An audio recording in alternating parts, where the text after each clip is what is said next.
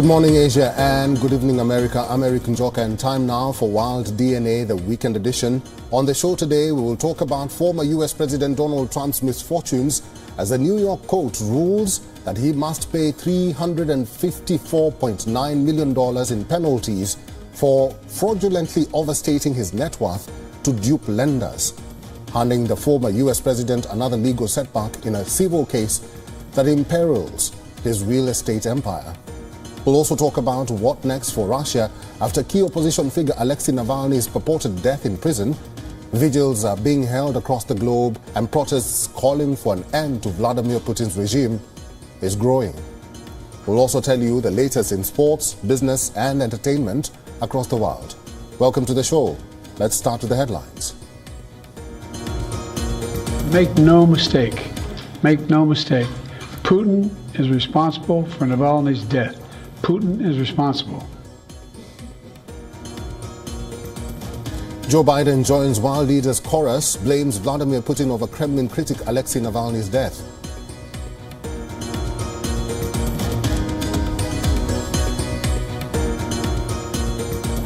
After pitched fighting, Ukrainian armed forces announced withdrawal from key town of Avdiivka in Ukraine's Donetsk region.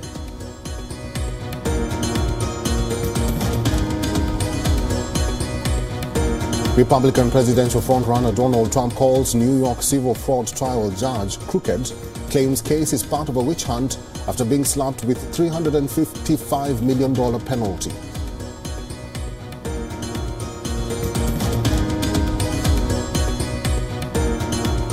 Pakistan's Grand Democratic Alliance Party supporters take to the streets in southern Sindh province, block main highway against alleged poll rigging in the country's recently concluded election.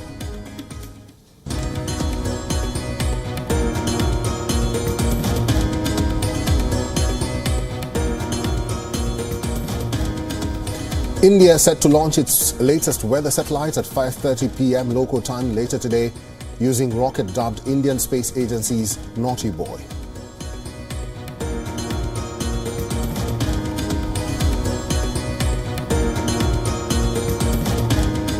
Japan's space agency launches second test model of its new flagship H3 rocket almost 1 year after first failed due to an engine ignition trouble.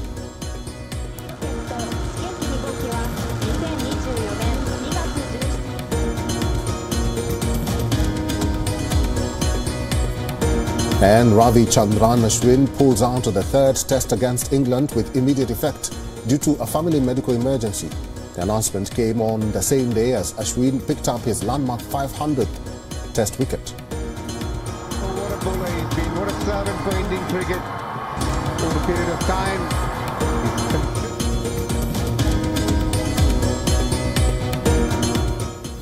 The fiercest domestic critic of Russian President Vladimir Putin is reported to have died in one of the world's harshest penal colonies. 47-year-old Alexei Navalny was convicted of fraud and extremism. Authorities of the infamous Arctic Russian prison dubbed the Polar Wolf say they are investigating the Putin critic's death. Reports of his death inside the Russian prison have sparked anti-Putin protests worldwide. Supporters say the fiery opposition politician was systematically persecuted for challenging Putin. Prison authorities said in a statement that Navalny felt unwell after a walk. He lost consciousness almost immediately and died shortly afterwards, adding that resuscitation attempts failed. U.S. President Joe Biden said he was outraged but not surprised. But make no mistake, Putin is responsible for Navalny's death. Putin is responsible. Other Western leaders also blamed Putin and the Russian state for the death of Navalny. Yes, the death of Mr. Navalny shows the weakness of the Kremlin and the fear of all opponents. The Kremlin said Putin had been informed of Navalny's death. He has not yet commented on the same. Moscow has meanwhile said the reaction of Western leaders to the death was unacceptable and absolutely rabid. Navalny's wife, Yulia Navalnaya, told the Munich Security Conference that she could not be sure her husband was dead. she nonetheless called upon the international community to unite in the fight against the horrific regime in Russia. I don't know whether or not to believe the news, the terrible news that we only get from the government sources in Russia, because for years, and you all know this, we can't believe Putin and Putin's government. They're always lying. But if this is true, I want Putin and all of his entourage, Putin's friends and his government to know that they will be held accountable for what they have done to our country, to my family and to my husband. And that day will come very soon. Очень скоро. Reports of Navalny's death triggered protests worldwide, starting with Russia, where protesters came out in solidarity with Navalny, even at the risk of facing the wrath of the Russian state. Several protesters were detained in different Russian cities. Russians living elsewhere in Europe also came out in hundreds as soon as the news of Navalny's death came out. Other nationals joined Russians as the protests spread from Eastern Europe to the west and across the English Channel and Atlantic. Protesters were seen holding banners which called Putin a murderer.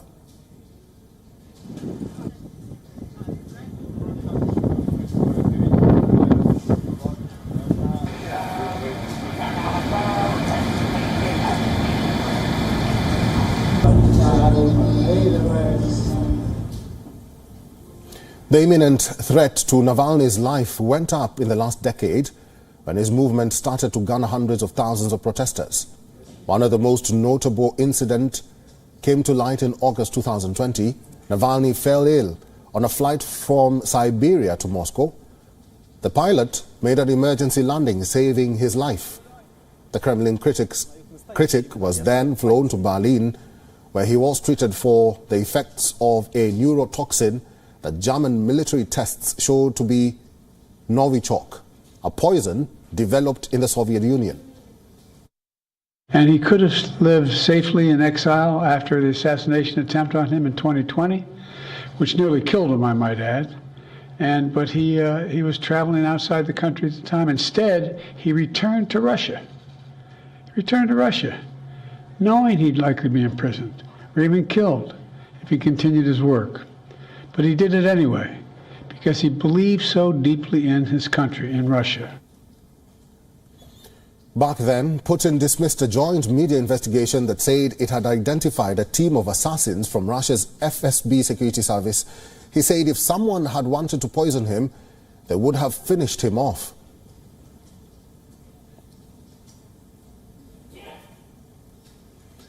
Edward P. Joseph is a senior fellow at the Johns Hopkins University School of Advanced International Studies and foreign policy analyst. Mr. Joseph is now joining us live from Washington, D.C. Mr. Joseph, welcome to the show. Thank you very much. Good to be with you. The West is awash with claims that Russian President Vladimir Putin killed Alexei Navalny. There's a committee that is probing his death and circumstances that led to his untimely death. But what if the report says otherwise? What will happen? I can't believe a report would say otherwise. The United States, all of its allies, all of those who are familiar with Russia and the Russian system know that Mr. Navalny was in the custody of the Russian prison authorities. He looked completely healthy, just in a video in the court just from last week, where he was joking with the judge, looked completely healthy. Doctors have stated that it is highly unlikely that his death have been the result of the poisoning that you referred to. So it's highly unlikely that there's any cause of this other than a order from Vladimir Putin. And again, this is what's so important about this, is what it says about Vladimir Putin and his regime. Mm-hmm. Why would he feel the need to kill a man who's in prison, who's in a prison in the Arctic Circle? And this is what I hope across what is called now the Global South, and in those countries where so many citizens have been ambivalent about the Russian aggression against Ukraine, will now open their eyes and see the reality of Vladimir Putin's regime and who he is and why he's waging this war. Alexei Navalny represents exactly what Putin is about. and the fear that grips Putin of any type of opposition to his rule. Please. Mr. Joseph, what next for Russia and all those who oppose Vladimir Putin's rule or regime? Well, in the short run, this is very bad for Vladimir Putin because this exposes the sympathizers of Putin in the West and of course anyone at home, but particularly in the West. And we see this most pronounced here in the United States with Donald Trump, who's been exposed now on the defensive. Now he hasn't until now even commented on the Navalny death. So and he's being criticized. President Biden has called him out. Nikki Haley, his Republican opponent, has called out Trump for his recent comments stating that he would encourage Russia to attack NATO states. His great sympathizer, Trump's great sympathizer, the news correspondent, Tucker Carlson, is being criticized for his passive interview of Vladimir Putin. So this is already having repercussions here in the United States. It's exposing Trump to criticism. It's exposing Republicans who have so far not approved continuing aid to Ukraine. It's exposing them, putting them in a very awkward position. So in the short run, here in the United States, elsewhere around the globe, this is not good for Vladimir Putin. Of course, at home, he will has complete domination and obviously does not fear protests at home. Please. Mr. Joseph, finally, and this is briefly, I know this is too early to talk about or even insinuate, but is there a likely or possible replacement for Navalny? Well, there are other figures who are themselves now at risk and in prison. So it's unlikely that there is such an opponent, and which explains, Eric, your question is a very good one, because it explains why Putin would need to eliminate Navalny, because Navalny represented a unique type of threat to him, a quite charismatic and incredibly brave, as President Biden correctly pointed out, returning to Russia after having been poisoned, knowing that he would definitely be imprisoned and likely end up with this type of a fate. So that type of courage, that type of charisma and following, widespread following that he had, and particularly his attacks, very effective attacks on the abject corruption of Putin and the Putin regime. Yes, there are other opponents, but there's not an immediate replacement. And again, that goes far to explaining why Vladimir Putin, who will be running for re-election, so wanted Navalny out of the picture. Please. All right, I've been talking to Mr. Edward P. Joseph, who's a senior fellow at the Johns Hopkins University School of Advanced International Studies. He's also a foreign policy analyst. Mr. Joseph, thank you very much for talking to us today. You're welcome. Amid Putin critic Alexei Navalny's death sparking an international row, Ukrainian troops in Avdiivka have withdrawn from some positions as Russian forces tighten the noose around the strategic eastern city. This comes as the war closes to a second anniversary on February 24th of Moscow's full-scale invasion of Ukraine. Ukrainian forces are also struggling with severe ammunition shortages amid fears that it is a matter of time before the Russian forces take over. Here's an animated map showing the change in territory held by Ukrainian and Russian forces around the city of Avdiivka in eastern Ukraine after nearly 2 years of war. Here, the Russian operations or advances are indicated in orange. The capture of Avdiivka will be considered the most significant territorial gain for Moscow since the Russian forces seized Bakhmut last May. The State Border Guard Service of Ukraine released a footage showing Ukrainian troops holding defense in Avdiivka. Ukraine's military said that it had withdrawn outnumbered troops from the city of Avdiivka, adding that the decision provided no strategic advantage for Russia. According to Ukraine's general staff, Russian troops have conducted 33 assaults in Avdiivka over the previous 24 hours. The 4-month battle in Avdiivka came as Ukrainian President Volodymyr Zelensky made another trip to Europe. Zelensky signed a new long-term security pact with France after securing a similar deal and aid from Germany in a tour jolted by news of the death of jailed Kremlin critic Alexei Navalny. US President Joe Biden said that the apparent death of Navalny has brought new urgency to the need for Congress to approve tens of billions of dollars for Ukraine to stave off Moscow's invasion. The US is Ukraine's biggest single supporter, but some $60 billion for Kiev is being held up by political disagreements among American lawmakers.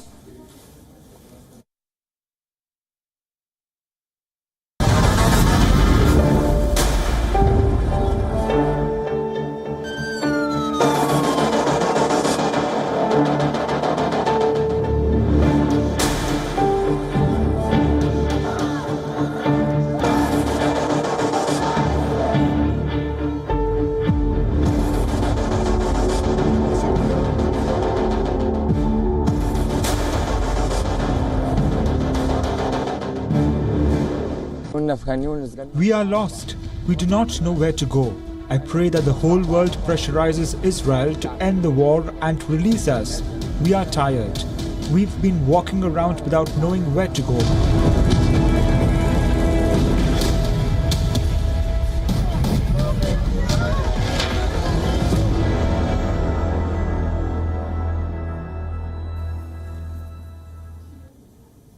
The International Court of Justice has rejected South Africa's request to pressure Tel Aviv to safeguard Palestinians that are being threatened by its ground assault in Rafah. The court upheld its last ruling demanding Israel to stop striking civilian targets. This comes after South Africa lodged an urgent request asking the United Nations top court to check whether Israel was breaching the provisional orders handed by it or to it by the court in a case alleging the Israeli forces of genocide in the Gaza Strip. The court also ruled against providing additional emergency measures to protect the rights of Palestinians. About 1.4 million people are sheltered in Rafah, which was designated as a safe zone. Israel has now been threatening to launch an offensive in the area, a move which is being denounced by the international community and Tel Aviv's Western allies. Meanwhile, Hamas has said that Israeli hostages are quote-unquote struggling to stay alive. The militant group further said that the hostages, like Palestinians, are suffering from hunger and lack of medical help. Hamas has linked this to the deteriorating conditions in the Strip due to relentless Israeli bombardments.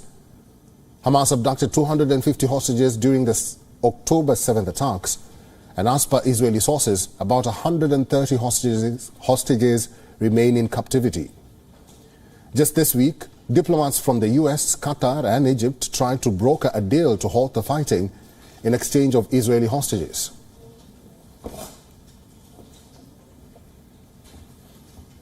While US Secretary of State Antony Blinken hinted at the possibility of the deal's success, no public breakthrough could be made.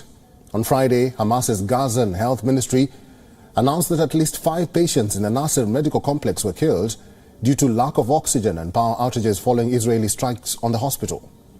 The Nasser medical complex is the biggest functioning hospital in the Gaza Strip.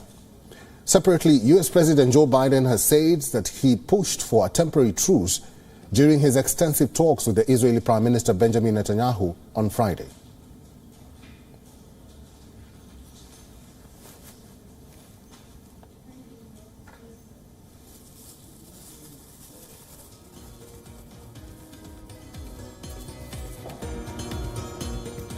As America's presidential race to power heats up, former US President and Republican frontrunner Donald Trump has been facing another setback. Trump has been fined $355 million over fraud allegations and banned from running business in New York-based corporations for 3 years.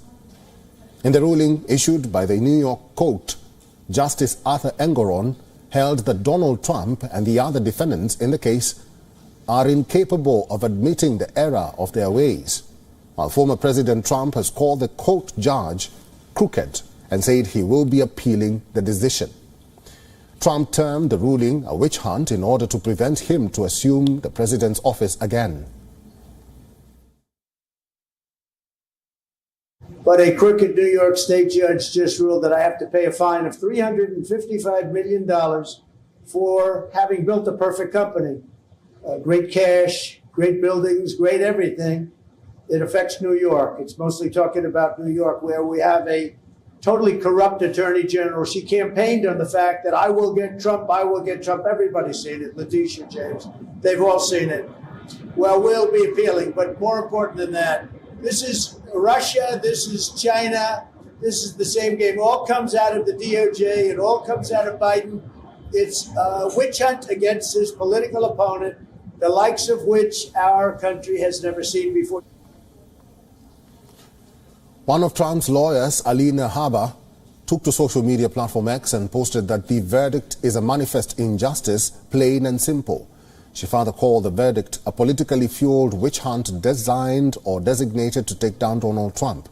Notably, Donald Trump has also been barred from serving as an officer or director of any New York-based corporation for 3 years or from getting a loan from banks registered in the state. The executive vice presidents of Trump Organization, Donald Trump Jr. and Eric Trump, each were ordered to pay $4 million as penalties.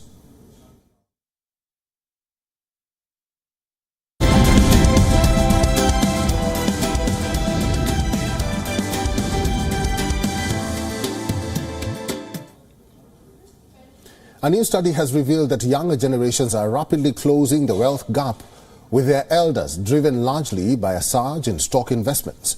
From stimulus checks to savvy investing, our next report delves into the factors propelling this generational change. A new study by the New York Federal Reserve reveals a striking trend. Younger Americans are experiencing a wealth boom. Between 2019 and 2023, the total wealth of those under 40 surged 80%, reaching $9.5 trillion. This growth far outpaced older generations, with those between 40 and 54 seeing a 10% increase and those over 55 a 30% increase. The study found younger generations invested heavily in stocks and mutual funds, increasing their exposure by 50% compared to just 20% for older groups. This move coincided with a booming stock market, fueling their wealth gains. Larger pandemic stimulus checks also played a role, providing younger individuals with more capital to invest. Corporate equities and mutual funds now make up 25% of the financial assets for those under 40, up from 18% in 2019, marking the fastest growth of any age group. Despite this impressive growth, the wealth gap between generations remains significant. Younger generations' $9.5 trillion pale in comparison to the $29 trillion held by those between 40 and 55 and $104 trillion of those over 55. This disparity is attributed to the life cycle of wealth accumulation, where older generations typically amass more wealth over time. However, with real estate prices soaring out of reach for many millennials and Gen Z buyers, stocks have emerged as the primary wealth builder for younger Americans, narrowing the wealth gap between generations. Bureau Report, WION World is One.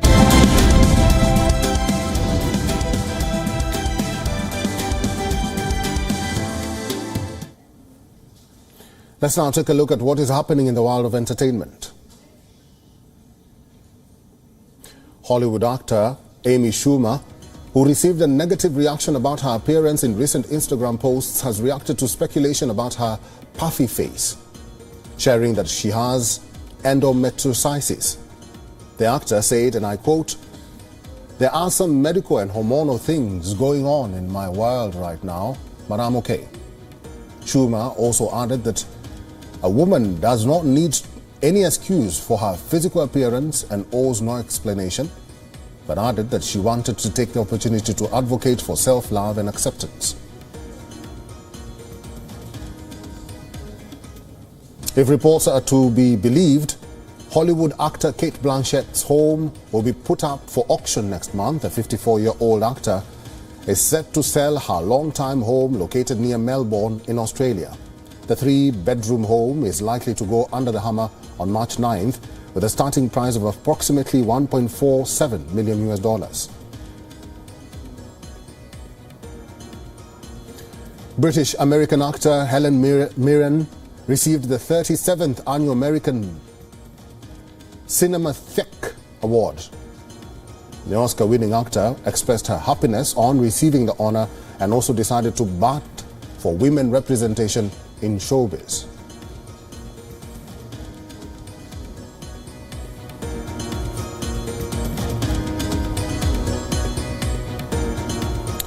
Thank you very much for watching this edition of Wild DNA, the weekend edition. My name is Eric Njoka. Do stay with us. This is WION World is One.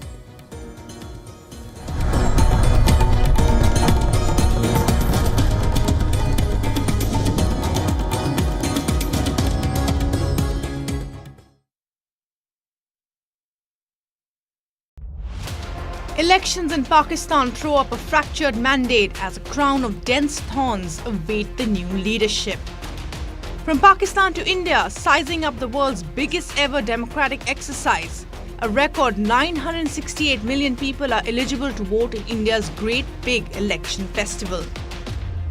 And Nepal turns to rainbow tourism, reaching out to the LGBTQ community to tap huge potential. All this and lot more on Inside South Asia.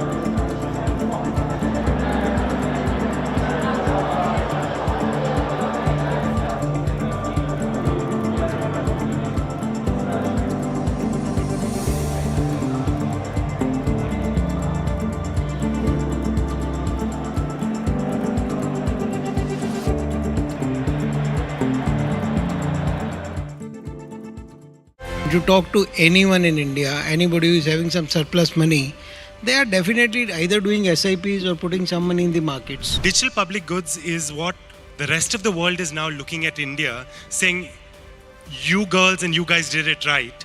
How can we learn from you? So if everybody is consumer for your products, then you have to go to top of the funnel. You have to address that as well and build the brand love. What we saw 10 years back, the number of advertisers in India, and what we are seeing today, thanks to the 40% onslaught of digital, the number of advertisers actually 4x or 5x. Probably the way to build brand love has changed. I don't think advertising can do that anymore.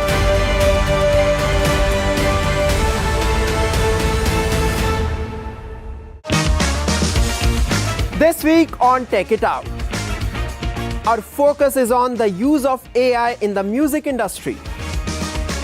Find out what dark patterns are and how they control your online behavior. And we tell you what you can do to stay safe from QR code scams. This and more on WION World is One at these times.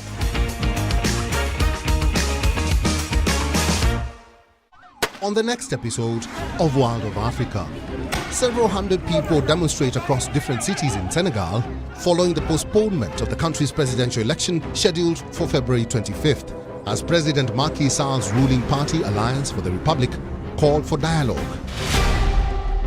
A California museum returns 7 royal artifacts to Ghana's traditional Ashanti king to commemorate his silver jubilee in the first planned handovers of Ashanti treasures looted during colonial times. And an innovative firm in Kenya is gaining funds by turning waste from the pineapple's harvest into footwear. The fashion industry is embracing more eco-friendly materials. World of Africa, at these times only on WION World is One. 2 Indian businessmen meet almost entirely by chance. They put together the bones of a travel proposition. 23 years in, it's really interesting about Make My Trip is that it spawned hundreds of Rajesh Magan. I think the game-changing moment for me was also meeting Deep. Make My Trip was actually his idea. The market dynamics changed. A lot of capital started to come to India. I think at the core of it is it's about satisfaction and the fulfillment of achieving something. That gives us a lot more kick at Make My Trip. I believed in application. I don't think you can ever be in a situation where you know it all.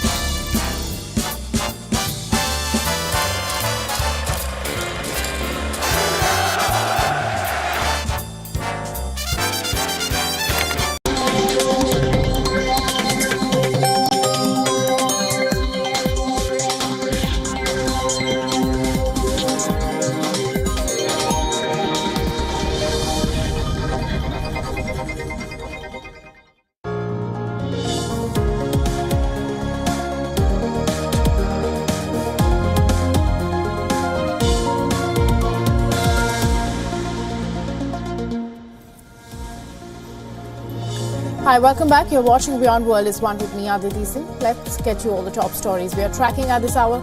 First, the headlines.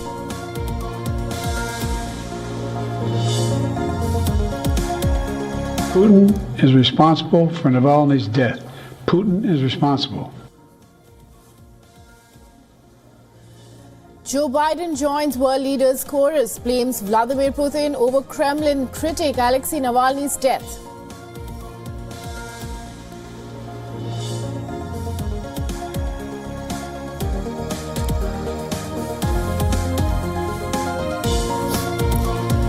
After pitched fighting, Ukrainian armed forces announced withdrawal from key town of Avdiivka in Ukraine's Donetsk region.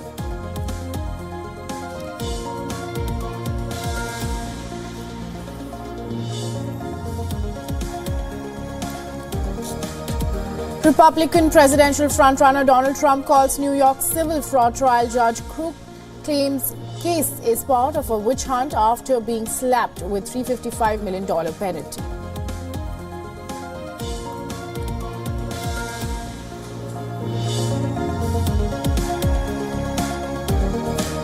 Pakistan's Grand Democratic Alliance Party supporters take to the streets in southern Sindh province, block main highway against alleged poll rigging in country's recently concluded election.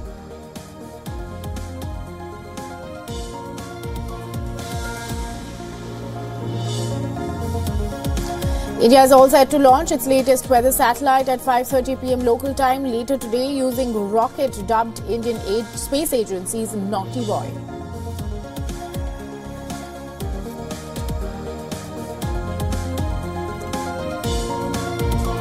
Japan Space Agency launches second test model of its new flagship H-3 rocket almost 1 year after first failure due to engine ignition trouble.